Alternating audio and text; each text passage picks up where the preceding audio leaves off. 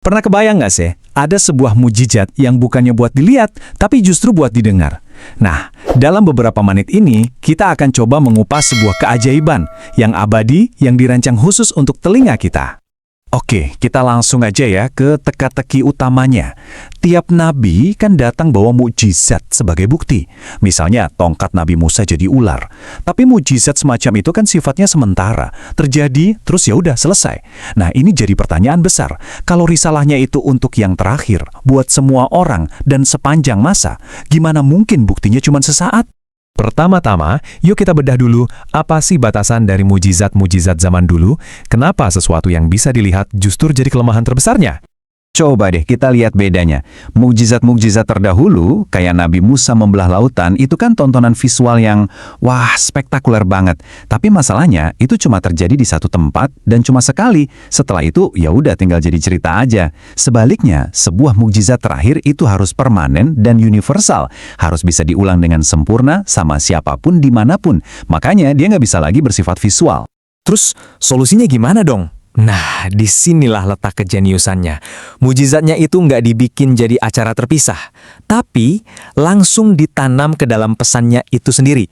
Jadi poin kuncinya adalah, mujizat Al-Quran itu sifatnya auditory. Kekuatan utamanya bukan di apa yang mata kita lihat, tapi di apa yang telinga kita dengar. Keindahan bahasanya, strukturnya, dan ritme bunyinya. Pengalaman inilah yang membuatnya abadi, nggak tergantung sama kehadiran fisik seorang nabi. Dan ini ngejelasin semuanya loh. Suara itu satu-satunya media yang bisa diulang dengan sempurna.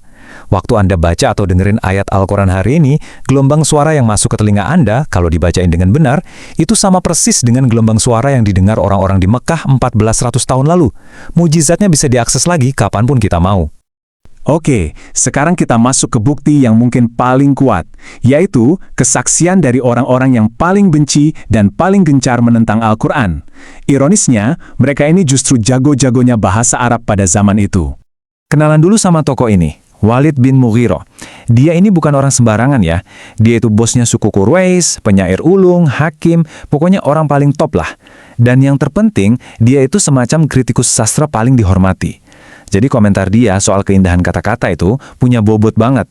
Nah, setelah dengerin Al-Quran, Walid bin Mughirah ini nggak bisa bohong sama dirinya sendiri. Dia menggambarkannya dengan sangat puitis, kayak pohon yang atasnya penuh buah dan bawahnya selalu segar kena air.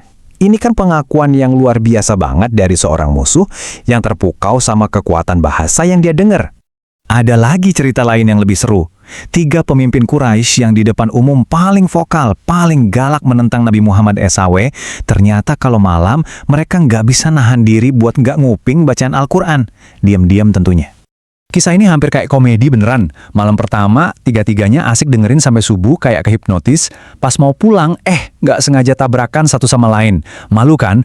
Mereka janji, oke besok nggak bakal balik lagi. Tapi malam kedua, mereka semua balik lagi. Diam-diam, ketahuan lagi. Bikin janji lagi lebih kuat. Dan tebak, malam ketiga, yep, mereka balik lagi.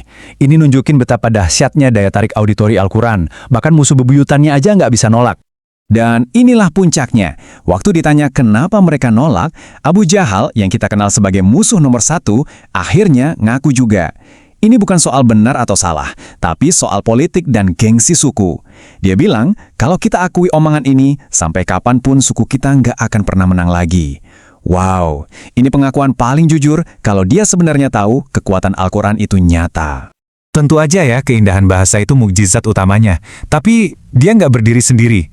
Masih ada lapisan-lapisan keajaiban lain yang jadi pendukungnya. Singkatnya aja nih ya, ada banyak banget. Mulai dari presisi ilmiah dan sejarahnya yang jauh melampaui zamannya, ramalan-ramalan masa depan yang terbukti, sistem hukum yang komplit, sampai fenomena unik gimana jutaan orang di seluruh dunia bisa hafal di luar kepala. Ini semua jadi bukti pendukung dari mukjizat intinya. Oke, sekarang gimana caranya kita membawa ini semua ke zaman sekarang? Dan gimana kita bisa coba memahami pengalaman mereka? Nah, ini poin yang penting banget buat kita renungkan. Zaman sekarang, kebanyakan dari kita kan mendekati Al-Quran buat nyari kebenaran, petunjuk, dan logika. Dan itu bagus, gak salah sama sekali. Tapi, audiens pertamanya, kaum Quraisy itu, ngalaminya beda. Sebelum mereka bergulat dengan logikanya, mereka itu dihantam dulu sama keindahannya. Buat mereka, Al-Quran itu adalah sebuah peristiwa seni yang luar biasa, yang dirasakan lewat suara dan bahasa. Jadi, saya mau tinggalkan Anda dengan pertanyaan ini.